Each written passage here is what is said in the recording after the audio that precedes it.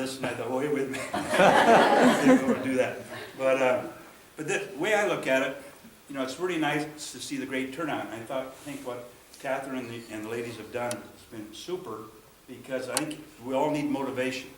And one thing in playing sports, what I learned a long time ago, if you're working out, when I used to work out and play football, if I went out by myself, I didn't work as hard as I did if I was with a buddy.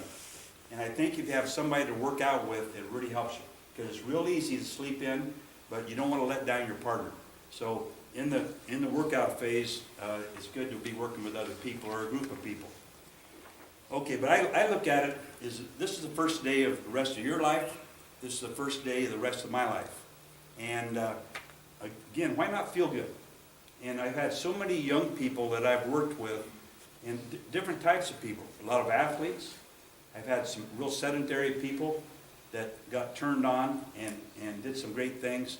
And it doesn't matter what level you're at right now, this is the first day of the rest of your life. And I think it's wonderful what they're doing. These 6 lectures, you're going to hear from different people.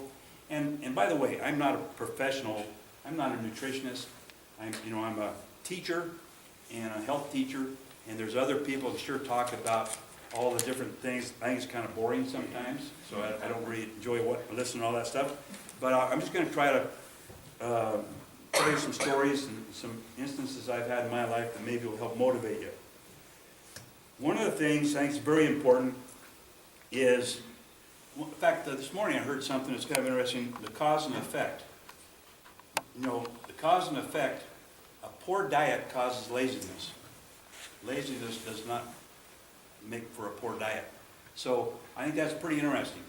And I think what happens, if we're eating the wrong things, you know, we're not going to have the energy, and it's very easy to not do things. And I think that's something to think about. As far as equipment's concerned, you know, the nice thing about working out is it doesn't cost much. You don't have to buy, you know, what gets me, people go buy these machines January 1st or Christmas. They get a brand new machine, and then you see it, go to the yard sales, you'll see them all over the place. Or somebody will start a workout 1st of January, and the clubs are pretty full the first 2 weeks, and all of a sudden you get away from it. And all you need is a nice pair of shoes. My dad told me one time, son, 1/3 of your life you're going to be in bed, so have a great bed. I thought that made a lot of sense. 2/3 of our lives, we need good shoes. And if you have comfortable shoes, it's going to make a big difference for us. And again, I had very poor shoes when I got all these blisters trying to walk to Ashland. And if I had the right shoes, I probably would have made it. But the thing is, having good shoes that are comfortable, you know, invest in that. It's very important. The other thing, you know, a lot of you are probably, some of you are beginners. How many have worked out a lot over the years and then did it for a while and gave it up? Raise your hand. Okay, how many have really not worked out hardly at all? Don't be bashful. Okay, and that's great. The thing is, I've seen some people. I had a kid in one of my PE classes one time. He was very, very obese. Real nice young man, but he got one of the things we were doing, the rowing machines. I know some of you have probably seen those. Well, the class, we had about 10 of those rowing machines. And so we're having to do a little bit each day and stuff. Well, he went through the term. The term was 3 days a week for 10 weeks. And he had to lose about 125 pounds. He lost about 15 pounds during that quarter. And then I didn't see him for a while. But a year later, he comes walking up to me. He lost over 100 pounds. And he felt so great about himself. And he said it's changed his whole life. And I thought it was just great. But the kid, he went through the term. Instead of stopping at the end of the term, he liked doing that. That was an exercise he enjoyed. And he lost all that weight. And I still hear from him sometimes. He lets me know that I helped change his life. Well, it could have been anybody, but he's the one that did it. He motivated himself to be able to get himself in great shape, and he's carried it on. A couple things, you know, start out moderately. If you haven't ever worked out before, my wife, I don't know if some of you probably know my wife, but he got got, one of the things we're doing, the rowing machines, I know some of you have probably seen those. Well, the class, we had about 10 of those rowing machines, and so we're having a little bit each day and stuff. Well, he went through the term. The term was 3 days a week for 10 weeks. And he had to lose about 125 pounds. He lost about 15 pounds during that quarter. And then I didn't see him for a while, but a year later, he comes walking up to me. He'd lost over 100 pounds. And he felt so great about himself, and he said it changed his whole life. And I thought it was just great. But the kid, he went through the term instead of stopping at the end of the term. He liked doing that. That was an exercise he enjoyed, and he lost all that weight. And I still hear from him sometimes. He lets me know that I helped change his life. Well, it could have been anybody, but he's the one that did it. He motivated himself to be able to get himself in great shape, and he's carried it on. A couple things, start out moderately. If you haven't ever worked out before, my wife, I know some of you probably know my wife, Judy. She's always been pretty thin and stuff, but she hated to go to PE in high school. And so she hardly ever went, and didn't really like PE. And she said, well, I was always the last one picked in games and stuff. It was hard for her. But for the last 35 years, she's worked very hard. And now she goes out and runs and does different things. My daughter will turn 40 August 2nd. I remember trying to get her to run in high school. She was an athlete, but she could run about 2 miles, and then she couldn't finish a race and that kind of stuff. And that's a time we should all be running pretty good. But on August 2nd, she's doing a full triathlon. She's going to swim 1.5 miles.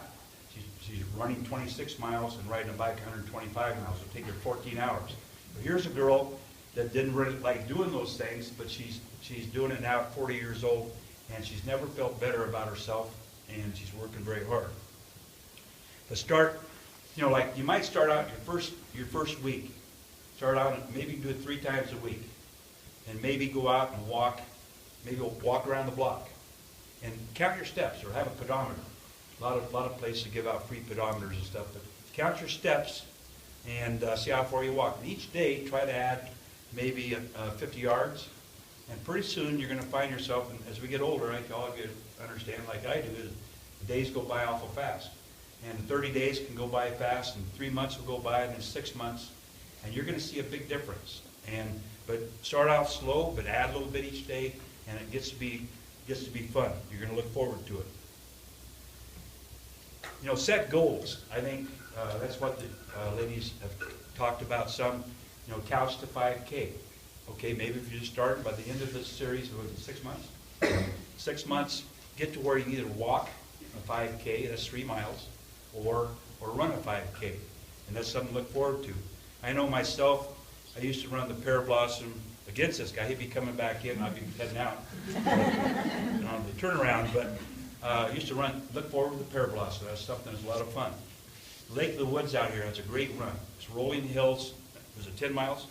9 miles. And it's just shady and rolling hills. They have a walk and a run, and it's great. Crater Lake, we have one of the prettiest places in the world up here. They have a 6, a 13, and a 26. And that was one of the marathons I ran. I was going to run 13, and I remember it was 29 degrees that time when we started. I don't think I stopped for a water break because it didn't dehydrate. And I got to 13, that was the uphill part. That was 6 miles, wasn't it? And I got that far, I said, well, might as well finish it off. So that was a tough one, but it was, but that was something, I had a goal of doing, actually I had a goal of 100 marathons. How many of you ran? 50. He's ran 50. I was going to run 100, but I ran 2. but the thing is I wanted to run Boston Marathon. And at that time, I think it was 3:10. I ran a 3:14 in San Francisco.